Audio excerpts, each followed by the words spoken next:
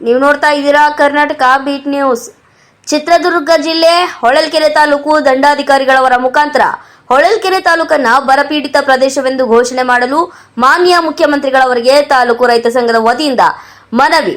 ಹೊಳಲ್ಕೆರೆ ತಾಲೂಕಿನಾದ್ಯಂತ ಭೀಕರ ಬರಗಾಲ ತಾಂಡವಾಡುತ್ತಿದ್ದು ಮುಂಗಾರು ಮಳೆ ಮುಗಿಯುತ್ತಾ ಬಂದಿದ್ದು ತಾಲೂಕಿನಾದ್ಯಂತ 25% ಮಾತ್ರ ಬಿತ್ತನೆ ಮಾಡಿದ್ದು ಉಳಿದ 75% ಭೂಮಿ ಬಿತ್ತನೆ ಮಾಡದೆ ರೈತರು ಮುಗಿಲು ನೋಡುತ್ತಾ ಕುಳಿತಿದ್ದಾರೆ. ಕೊಳವೆ ಬಾವಿಗಳೆಲ್ಲ ಬತ್ತುತ್ತಿದ್ದು ಕುಡಿಯುವ ನೀರಿಗಾಗಿ ಸಾರ್ವಜನಿಕರು, ವಿದ್ಯಾರ್ಥಿಗಳು, ಜಾನುವಾರುಗಳು ದಿನನಿತ್ಯ ನರಕ ಯಾತನೆಯನ್ನ ಅನುಭವಿಸುತ್ತಿದ್ದಾರೆ. ಕರ್ನಾಟಕ ಸರ್ಕಾರ ವಿಧಾನಸೌಧ ಬೆಂಗಳೂರು ಹೊಳಲ್ಕೆರೆ ತಾಲೂಕು ದಂಡಾಧಿಕಾರಿಗಳವರ ಮುಖಾಂತರ ಹೊಳಲ್ಕೆರೆ ತಾಲೂಕು ಬರಪೀಡಿತ ಪ್ರದೇಶವೆಂದು ಘೋಷಣೆ, ರೈತರ ಸಾಲ ಮನ್ನಾ ಮಾಡುವ ಭದ್ರಾ ಮೇಲ್ದಂಡೆ ನೀರಾವರಿ ಯೋಜನೆ ಅಡಿ ಕೆರೆಗಳಿಗೆ ನೀರು ಹರಿಸುವ. ರೈತರು ಸಾಲ ಮಾಡಿ ಬೀಜ ಗೊಬ್ಬರ ತಂದು ಭೂಮಿಗೆ ಹಾಕಿ ಕೈ ಚೆಲ್ಲಿ ಕೂತಿದ್ದಾರೆ. ಸರ್ಕಾರವು ಶೀಘ್ರವೇ ಹೊಳಲ್ಕೆರೆ ತಾಲೂಕನ್ನ ಬರಪೀಡಿತ ಪ್ರದೇಶವೆಂದು ಘೋಷಣೆ ಮಾಡಬೇಕು. 1 ಲಕ್ಷದವರೆಗಿನ ರೈತರ ಸಾಲವನ್ನ ಮನ್ನಾ ಮಾಡಬೇಕು. ಹೊಳಲ್ಕೆರೆ ತಾಲೂಕಿನ ಹೊಳಲ್ಕೆರೆ, ಕಸಬಾ, ರಾಮಗಿರಿ, ತಾಳ್ಯ, ಬಿ-ದುರ್ಗ ಹೋಬಳಿಯಲ್ಲಿ ಗೋಶಾಲೆಗಳನ್ನ ಪ್ರಾರಂಭ ಮಾಡಬೇಕು.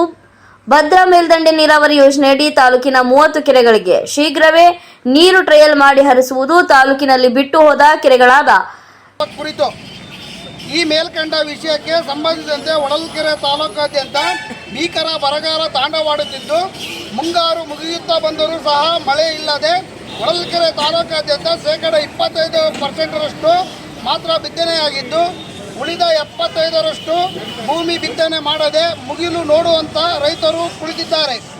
ಕೊಳವೆ ಬಾವಿಗಳಲ್ಲಿ ನೀರು ಇಲ್ಲದೆ ಖಾಲಿಯಾಗಿ ಸಾರ್ವಜನಿಕರಿಗೆ, ವಿದ್ಯಾರ್ಥಿಗಳಿಗೆ, ಜಾನುವಾರುಗಳಿಗೆ ಕುಡಿಯಲು ನೀರಿಲ್ಲದೆ ತುಂಬ ತೊಂದರೆಯಾಗಿದೆ. ಸಾಲ ಮಾಡಿ ಬೀಜ ಗೊಬ್ಬರ ತಂದು ಭೂಮಿಗೆ ಹಾಕಲು ಸಜ್ಜಾಗಿದ್ದಾರೆ.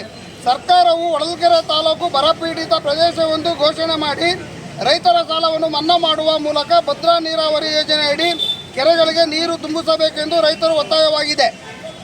ಹಕ್ಕುತ್ತರಗಳು ಹೊಳಲ್ಕೆರೆ ತಾಲೂಕು ಬರಪೀಡಿತ ಪ್ರದೇಶವೆಂದು ಘೋಷಣೆ ಮಾಡಬೇಕು.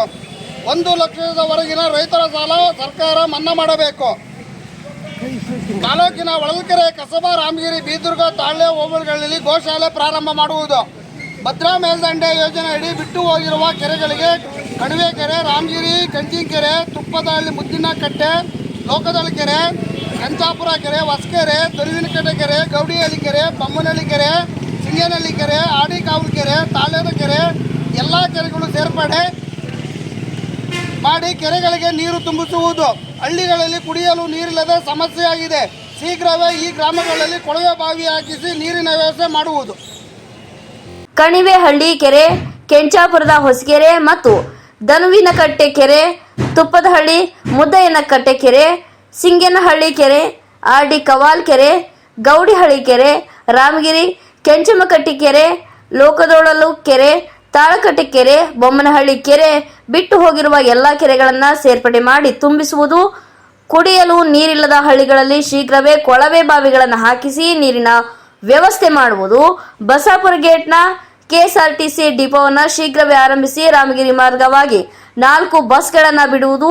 ಈ ಸಮಯದಲ್ಲಿ ರೈತ ಸಂಘದ ತಾಲೂಕು ಅಧ್ಯಕ್ಷ ಶಿವಕುಮಾರ್ ಎಸ್, ಸಿದ್ದರಾಮಪ್ಪ, ಗೌರವಾಧ್ಯಕ್ಷ ಮೋಹನ್ ಆರ್ ಸಿದ್ದರಾಮಪ್ಪ, ಪ್ರಧಾನ ಕಾರ್ಯದರ್ಶಿ ಕೆಎನ್ ಅಜಯ್, ಖಜಾಂಚಿ ಶಿವಮೂರ್ತಿ, ಕೃಷ್ಣಮೂರ್ತಿ, ಭೀಮಪ್ಪ, ಸನಾವುಲ್ಲಾ, ಲೋಕೇಶ್, ಮಂಜು ದುಕ್ಕಡ್ಲೆ, ರಾಜಪ್ಪ, ರವಿ, ತಿಪ್ಪೇಸ್ವಾಮಿ, ಕಾಮರಾಜ, ಕಲ್ಯಾಣಿ, ಲೋಕಪ್ಪ ಮುಂತಾದವರಿದ್ದರು. ವರದಿ ನಾಗರಾಜ್ ಹದಡಿ. ಕ್ಷಣ ಕ್ಷಣದ ಸುದ್ದಿಗಾಗಿ ನೋಡ್ತಾ ಇರಿ ಕರ್ನಾಟಕ ಬೀಟ್ ನ್ಯೂಸ್.